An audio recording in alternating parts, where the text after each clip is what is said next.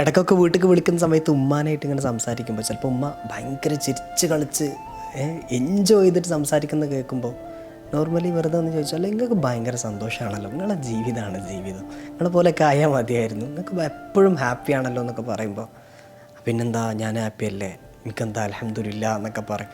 ഒന്നും കൂടെ സ്ട്രിക്റ്റായിട്ട് നിങ്ങൾ സത്യം പറയും, നിങ്ങൾ ഭയങ്കര സന്തോഷമാണ് ജീവിതത്തിൽ, പിന്നെന്താ സന്തോഷമാണല്ലോ. ആദ്യത്തെ ആ ഒരു എനർജി കുറച്ച് ലോസ് ആയതുപോലെ കാണാൻ പറ്റും.